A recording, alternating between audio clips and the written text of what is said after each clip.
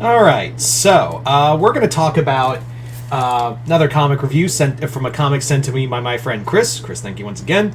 And today we're going to be talking about Superman: Rise of Metallo, or Superman Action Comics: Rise of whatever. This is part of the Philip Kennedy Johnson run. He had been doing the comic for a bit, but it really took off with the War World saga, which I still say is one of the best Superman stories we've had in a while.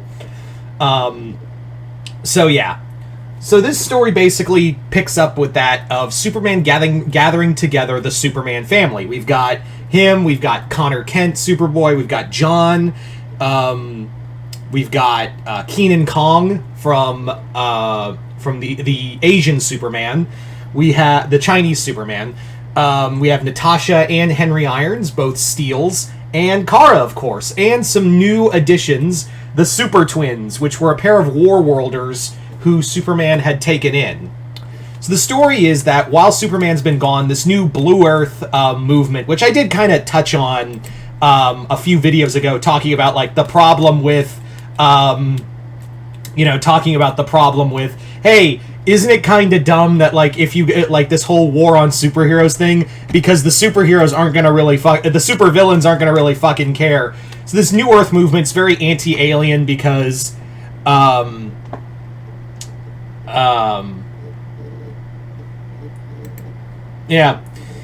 it's just whatever. I've done my piece on that video, but essentially what else is going on is that Metallo has returned, upgraded, and way more powerful. But there is something else going on. I don't want to spoil it, but I will say there is someone else pulling the strings. So yeah, what did I think of this comic? Well, I honestly liked it. I really like having that Superman, that Action Comics basically for Kennedy Johnson's run is basically, it's Superman with his family. It is basically a Superman family book. I dig that. I really do.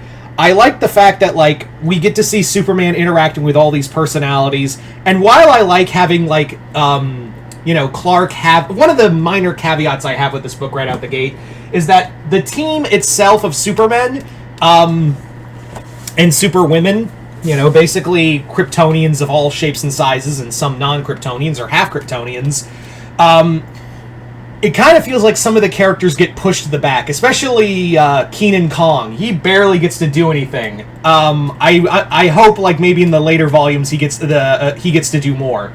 Among other things, I also feel like Kara also gets thrown to the wayside. This is more of a Superman story with, and I get it, like, we're supposed to introduce the Super Twins, and they're trying to, like, acclimate from War World to Earth. Even Lois says that, like, they don't know what this is, like, they don't know what comfort is. All they've known is living on War World.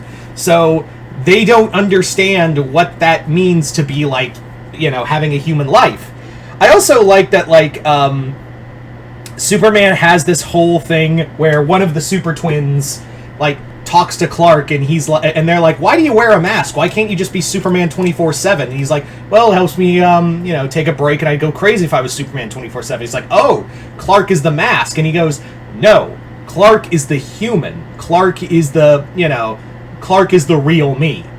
It's almost like Philip Kennedy Johnson had a real problem with that scene in Kill Bill Volume 2 where David Carradine's talking about, like, Clark Kent is the mask.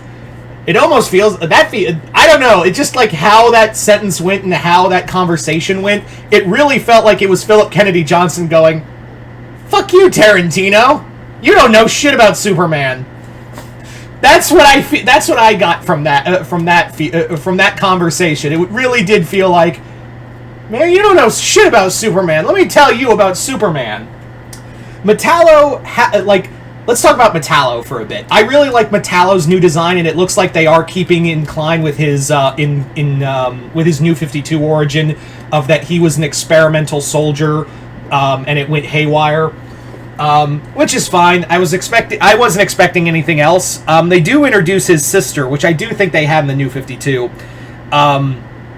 And I like how we give more character to him. And even despite everything Metallo is doing to the Superman family, despite everything, Superman is still Superman. Like, he's talking to the Super Twins, where he's like, despite everything, John Corbin is still in there. Like we have to show that we can be better and show that he can be better. And I do like that character progression with him. I really like always seeing like the classic Superman rogue showing up. And depending, I'm not going to say too much further because like I said earlier in the video, there is someone else pulling the strings, and you kind of put the pieces together real fast when you figure out, oh, it's with technology, and yeah, who else could it be other than one other villain? It's one of the two. You might figure out who it is real quick.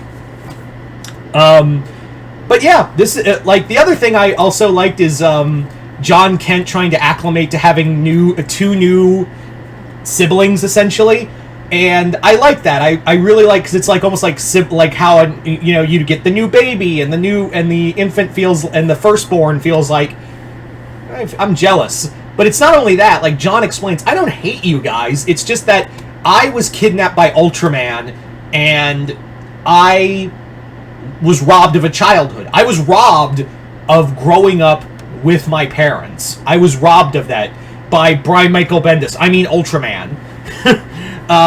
So he's kind of like, you get to do all those things with the you get to have the pleasure. You get you get the one thing that I was robbed of.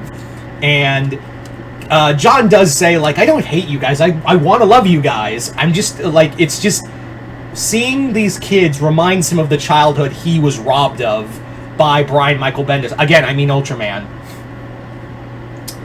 But what's the difference, right?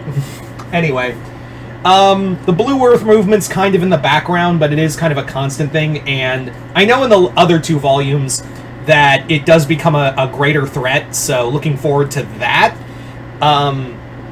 But yeah, the comic itself is pretty good. I really liked how it wrapped up. It's a great celebration of Superman characters, both heroes and villains alike. I do really recommend this comic. I think it was a solid story.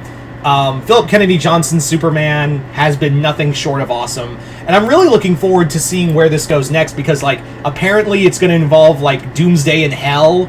I'm looking forward to seeing how that will play out.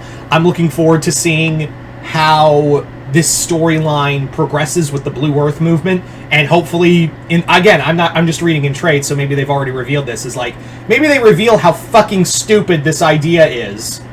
Like, how, I mean, and by that I mean this whole Blue Earth movement, maybe someone wakes up and goes, hey, quick question, if we kill Superman, what's gonna stop Darkseid? Or Doomsday or something. Like, that's, and again, I did a whole video talking about that, but yeah.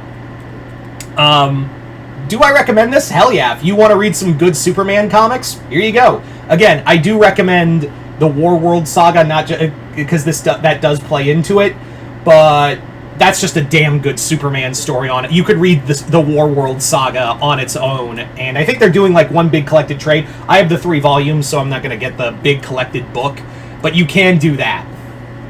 Anyway, so there you go, guys. That's my review for Superman Rise of Metallo. If you've read the comic, let me know in the comments below. Chris, thank you once again for the comic. Other than that, hope you all enjoyed this. I'm Mr. Multiverse. I'll see you next time in the Multiverse.